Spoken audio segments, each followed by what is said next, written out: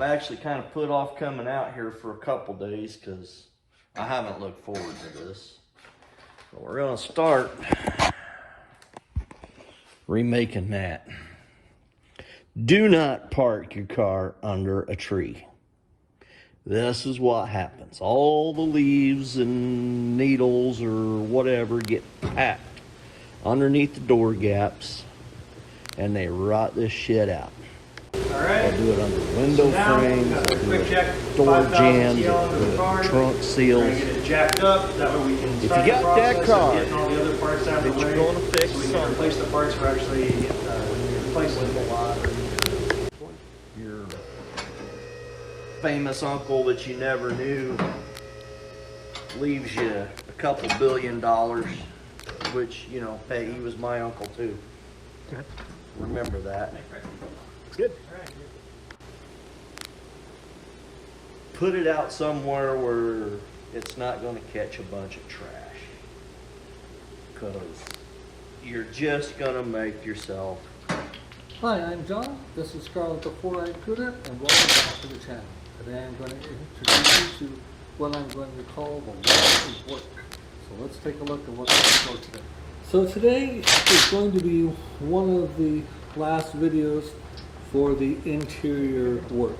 I just have the interior driver's side kick panel, passenger and driver's side sill plates, the driver's side A-pillar, and then the driver's side seat. The kick panel gets hooked on by one screw. The sill plate gets hooked on to the body by 4 screws, and then there's an end screw on either side, one for the kick panel and one for the rear panel. The A-pillar just gets snapped in place and attached with 3 screws, and then the seat. And the seat's only 4 nuts. It should not take very long, and I'll just go to work and I'll show you each thing as we go. Okay, so we are going to start with the driver's side kick panel. As you can see, I've already coiled up the wires and tucked them inside. There's a wire minder right here. Twisted Mopar garage here. Well, look what we got happening here. Yeah, what have I got myself into now? That'd be the question. Most of you may know what kind of car that is. But for those of you who don't, it's a 71 RT Challenger 340 automatic car. This car has been sitting since about the mid-90s. Been sitting right here since about that time. It got all tore apart. It was going to be redone years ago. Family happened, life happened. And it did get new quarters put on it back then. Just the patch panel sides on both. Car's really not in too bad a shape. Yeah, it's got... Ready to go?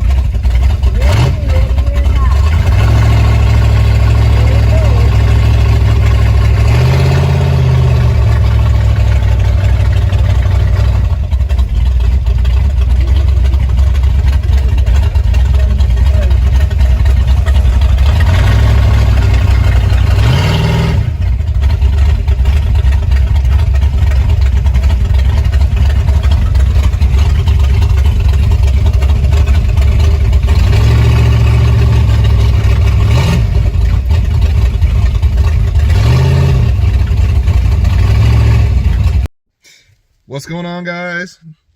Nadertron's here, making a video right now telling you guys I'm gonna go to No Name Nationals. I need to get to 500 subscribers before day 1 of No Name Nationals so that I can get into the challenges and stuff. So I'm gonna, whenever I get there, I'm gonna try to do the burnout competition. I'm thinking about racing a bicycle and actually doing it this time. I think last time I said I was going to. Hey, it's me, Tom from You Guys Guitar. Now, watched a lot of videos about cold starting this and cold starting that and what everybody does for their cold starts, and got me thinking, I'm not really a car guy per se. fact, I don't like cars too much at all. But there it is. It looks like it's covered with snow, so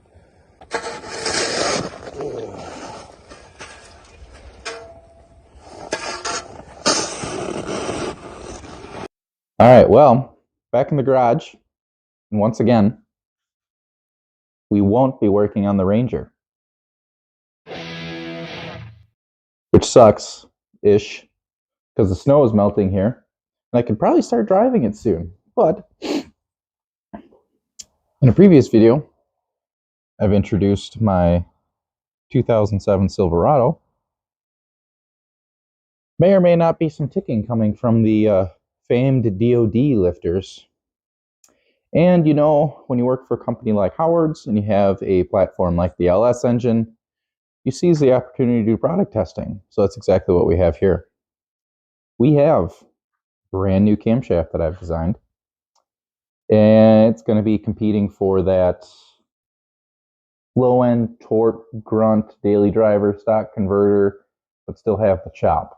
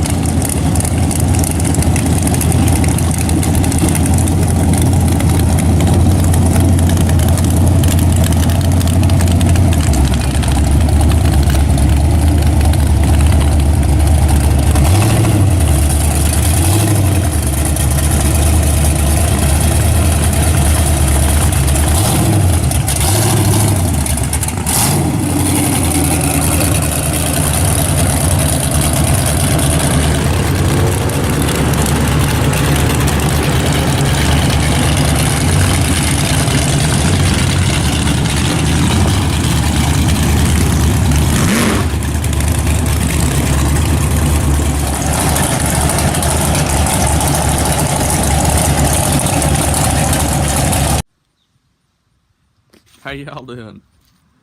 Dad found this Ford mystery motor, and it was sitting in a 1986 Chrysler Conquest, like that car Uncle Tony and Kiwi was gonna put that late model Hemi in. It looked just like it. And he bought the engine out. It was just sitting in place. I definitely wasn't expecting the 289 to be in there. But anyhow, we're gonna get her tore apart, find out exactly what it is. It's supposed to be a 289. Dad said the way with this bell housing bolts, it's gonna be like an early 289 or a 260. But anyhow, there's some gaskets and stuff. There's, you know, water pump, and yeah, it's pretty cool stuff there. Like a tractor motor. and they're slow. But still cool. I mean, it's cool. The Notchback Fieros I actually like more than the GTs. As much as I love the GTs, the Notchbacks they look really cool. I just prefer to look them. I'm not sure. They're a little bit sleeker. A little more like, I don't know, inconspicuous, I guess. The 85 GT I actually really like because it has like the notchback rear end, and it has the GT front end, which I prefer over the notch. Obviously, it's not exactly a notch rear end; it's a little bit different, but they're pretty similar.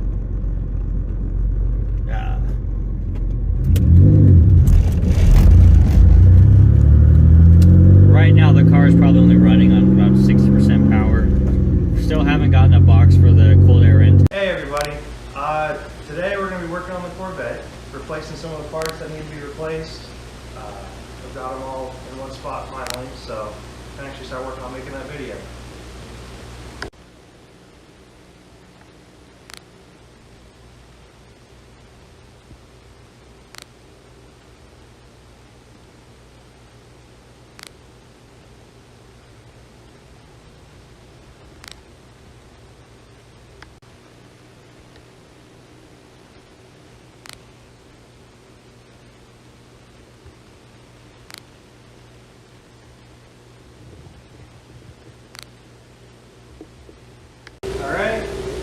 now we got the quick check 5000 TL into the car. We're going to get it jacked up, that way we can start the process of getting all the other parts out of the way so we can replace the parts we're actually